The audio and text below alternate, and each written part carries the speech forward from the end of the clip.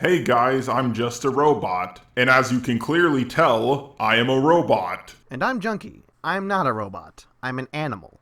And Jar here thought it'd be an interesting idea to do a video on robot animals. Junkie, you're not supposed to introduce yourself like that. You're supposed to do an unfunny skit about you breaking into my house, and then through a series of very awkward dialogue, we agreed to do a video on something together. Or we can not do something that makes your average, low-budget middle school play look like a Broadway production of Hamlet. Whoa, that's a fascinating concept. Let's do that instead. Just a robot.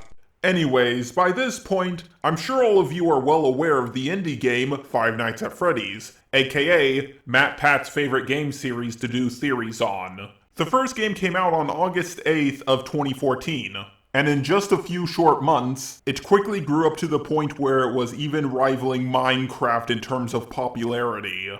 But there is one key difference between Minecraft and Five Nights at Freddy's. And what difference would that be, Jar? Minecraft was, and still is, actually a fun game. Yeah, compared to other indie games such as Bendy and the Ink Machine, Cuphead, Shovel Knight, Undertale, and so on, Five Nights at Freddy's is less of a game and more like a button-pushing simulator with low-quality, cheap jump scares thrown in the mix.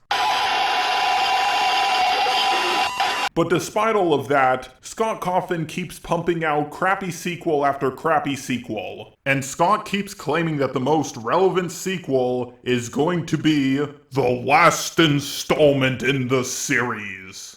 At this point, it's pretty much like Loki dying in Marvel. People can't tell if it's actually true or not.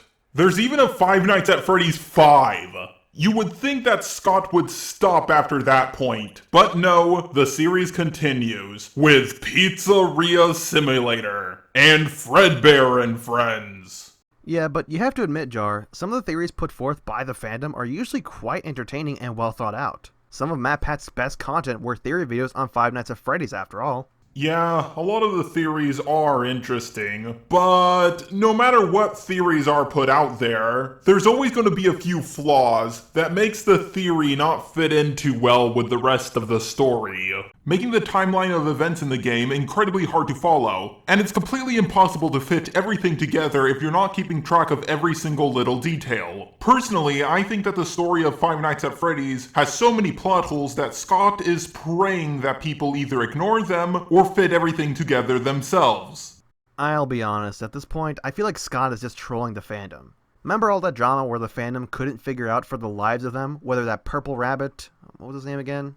Oh yeah, Bonnie. Yeah, whether Bonnie was supposed to be a guy or a girl. Oh yeah, I remember that. The fandom couldn't agree to disagree, and they kept on arguing until Scott stepped in and confirmed that Bonnie was indeed a male. But like with most fan bases, they ignored the author's intent and kept on arguing. Yeah, and there was even a second debate regarding the gender of another animatronic by the name of Funtime Foxy.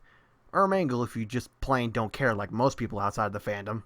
Scott initially confirmed that Mangle was intended to be male, but a later patch on the game's loading screen referred to Mangle as either male or female. My guess is that he was just attempting to troll the fanbase with this. It's also possible that Scott just took the middle road because of all the intense pressure from the fanbase.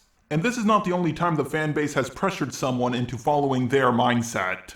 The fanbase even pressured the most subscribed channel on YouTube, PewDiePie, because he made a Let's Play of Five Nights at Freddy's sister location, and he said the game series really didn't scare him anymore, because it's nothing but a garbage heap of cheap jump scares. You know, that might just be an indicator at this point that you're beating a dead horse.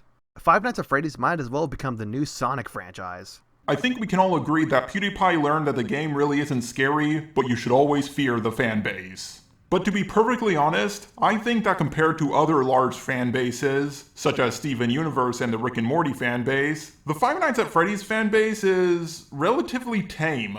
At least they haven't bullied any of their fellow fans into committing suicide over a stupid little piece of fan art. Speaking of fan art, let's check out all the new fan art people have made for me. I want to give a big thank you for Junkie for doing this video with me. I know a lot of people complain when I have someone make a video for my channel, or even when they talk after I have said my piece. I really do hate writing scripts, but it's the best way to do a collab with someone. I just like helping smaller YouTubers out. Because when I started off on YouTube, other than Tree of Logic, pretty much no one with more subscribers than me wanted to do a collab. So because of that, I really like helping out smaller channels because I felt like no one bigger than me wanted to give me a chance. Well, except for Tree of Logic, of course.